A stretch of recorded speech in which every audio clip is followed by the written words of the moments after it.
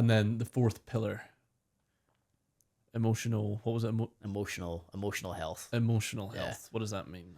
And what's the? I feel like emotional health is. I think we probably all have an idea of what emotional health means, and it'll mean something different to everyone. But I think it's kind of the reason you focus on the other ones is you want to live a happy life. Like if you do everything, say you exercise perfectly, you eat perfectly, you sleep perfectly, but you're absolutely miserable. Mm-hmm. Like, what's the point?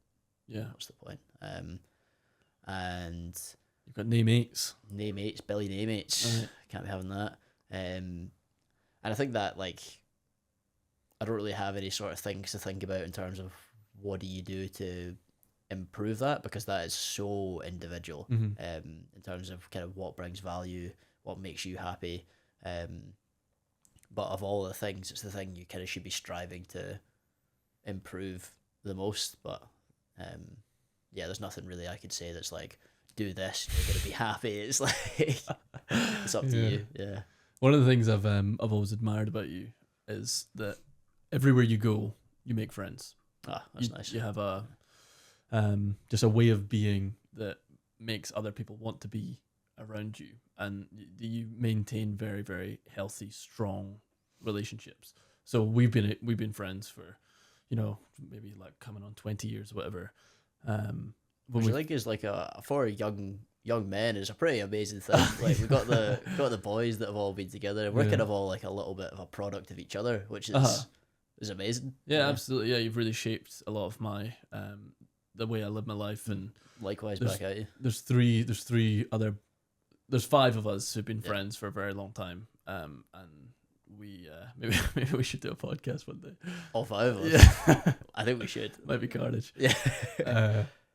But yeah, we have managed to maintain our relationships right through from. I've been friends with Chrissy since I was like 5 years old. Shout out Kyle, Chrissy, and Cameron. Yeah, if you're listening, they would have tuned out about an hour and a half ago, right?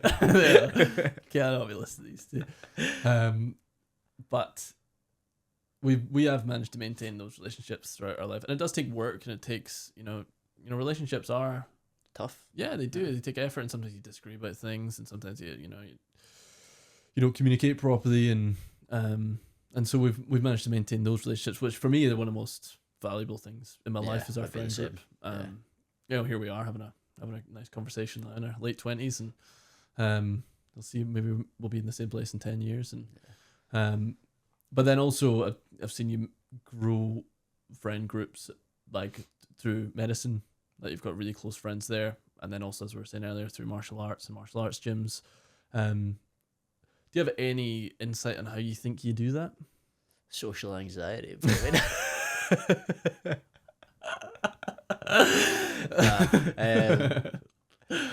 A pathological need for people to like me. Not joking. The ultimate people pleaser. The ultimate people pleaser. But you're not, though. That's one of the things about you. You're not. You have strong boundaries, and you speak your mind, and you seem alright with people not liking you.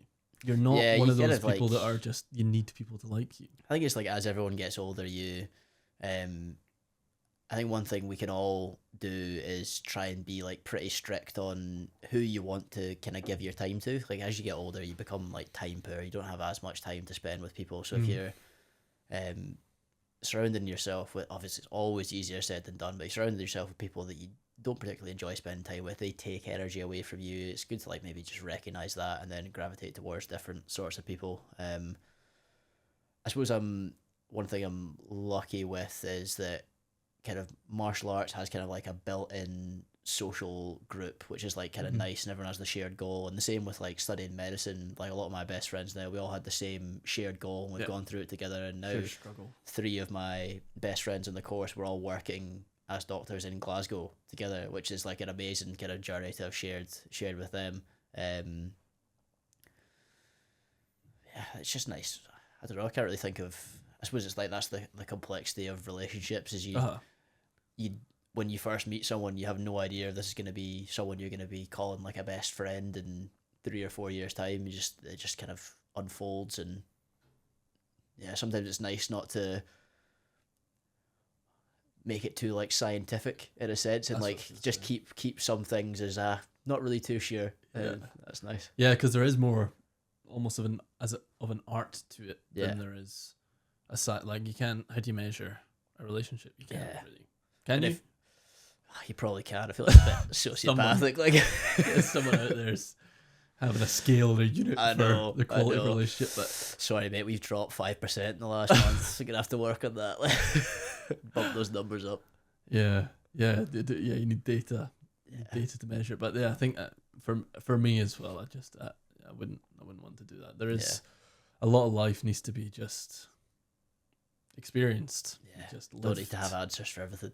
Yeah, and your emotional health again, it is very hard to quantify. But I don't think anyone would debate that it exists and it's real. Yeah, and also it's like, I think our generation, but not just our generation, more broadly, the mental health crisis you hear is happening in society. Why do you think that might be? Like, what do you think would be? I know that's such a difficult question. You didn't think you would just get softballs, did you? No, we're getting the good stuff. Yeah. I did write this one down. Sometimes I maybe think with like, is it a crisis, or is it now we're actually addressing it and talking about it, so that it's always maybe been something that needs addressed, but we've just never actually spoke about it in the past. Like our parents' generation, the generation above them, it was just like a man up and get on with it sort of thing. So then it's hard to know if people were actually feeling these feelings and experiencing these things before, or is it one of those that now that we have the vocabulary to talk about it, people are understanding these sorts of things a bit more? But in terms of root causes, there's people way, way smarter than me that are kind of looking into this, and it's a difficult question to answer. I don't know, what were your thoughts on it? I think that'll be maybe part of this podcast project. Yeah. I would like to maybe speak to some of the people that have been studying it. It would be, wouldn't it? Yeah, it'd be fascinating. I think you're spot on with what you're saying, because like people say with like autism and ADHD diagnoses, there's just this absolute explosion. But it's like, is it necessarily an explosion, or is it just that we're getting much better at diagnosing it? Mm-hmm. And I think that is maybe applicable across the board as well. And then with mental health, I think, again, not an expert, you should be listening to. There are people well qualified, but a lot of it is subjective as well. It's very hard to measure and very hard to study. But then at the same time, I was thinking when we're talking about sleep, it does seem sometimes like the modern world is quite well engineered for people not to sleep well. Yeah. There are just like bright lights everywhere, especially if you live in a city like we both do. Yeah. There are a myriad of interesting and fun things you can be doing in the evenings. Yeah. Alcohol is abundantly available, especially in Scotland. Yeah. Phones, you've got this little square of glass that has all of the information that the human race has ever had. Unlimited entertainment that has been designed by companies that have hundreds of billions of dollars at their disposal to try to hold your attention for as long as they possibly can. There's just so many things that are trying to get in the way of you having a good night's sleep. It's like the modern world is designed almost to stop that. And as you say, like if I have, say, 2 bad nights sleep in a row, my mental health is in the gutter. I'm on my worst form, man. I'm irritable. My self-esteem's low. Kind of despondent, pessimistic. Whereas when I've slept well, when I've spent time with my friends, when I've managed, I do drink alcohol, but when I've managed my alcohol consumption, when I'm eating well, when I'm exercising, I'm on top of the world. You feel amazing. Life's great. Yeah, everything's amazing. I'm an optimist again. Everything's good. So yeah, I'm not qualified to say what is driving the mental health crisis. As you say, is there one, or are people just talking about how they feel again? And as you say, like the approach used to just be the kind of the stiff upper lip and just get on with things. I don't think that's a good approach. I think that's pretty toxic. I think it means that people just suppress emotions. I think that's what leads. I mean, it's not, especially men. I think men commit suicide at a level that's much higher than women. But the biggest killer of men our age. Yeah, exactly. Yeah, and so it's. Which is something I'm also kind of grateful for with our friend group. Is something we've all talked about openly for quite a number of years, Uh-huh. which I think is probably quite rare. And actually, it actually is quite rare to have a group of young men able to talk about when things are going well, but also when things are not going well. Mhm. Which means that now, once we're now in our late 20s, we've developed those sort of skills from a young age, which means we're gonna basically, I'm not worried about any of our friends, which is kind of a nice place to be.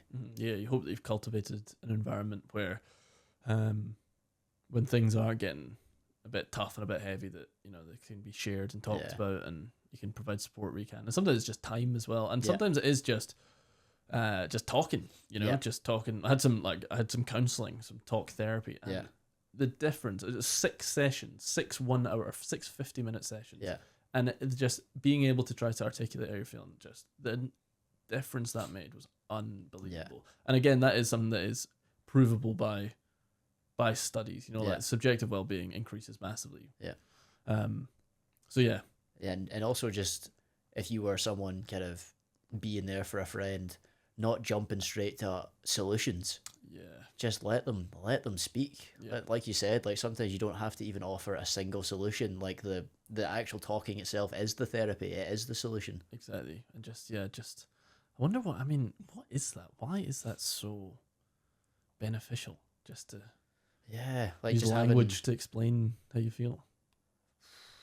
Good question. Yeah, very good question. I suppose it's like one of those, whenever you try and articulate something you've just been thinking in your head the first time, it never really comes out the way you want it to, but then maybe having the safe space to really talk through what's actually going on in your head. And almost when you say something out loud, you almost form your own solutions, or you get to approach it from a different way than when it's just inside your head. I'm not sure. Yeah. And that's also not to say that there's not great value to resilience as well. Like, you are an incredibly resilient person.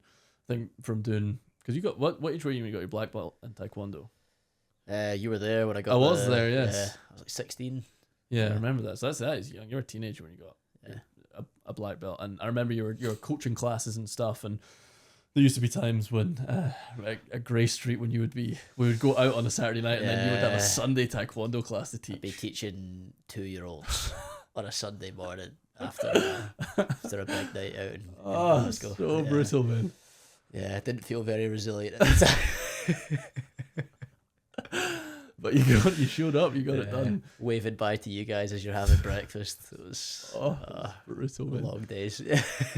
But you got it, you did it, and you are a very resilient person. But then, and so there is, it is important to have that, and to have that kind of fortitude. Need both. Discipline, but then you also need to be able to, there's a dichotomy there. Yes.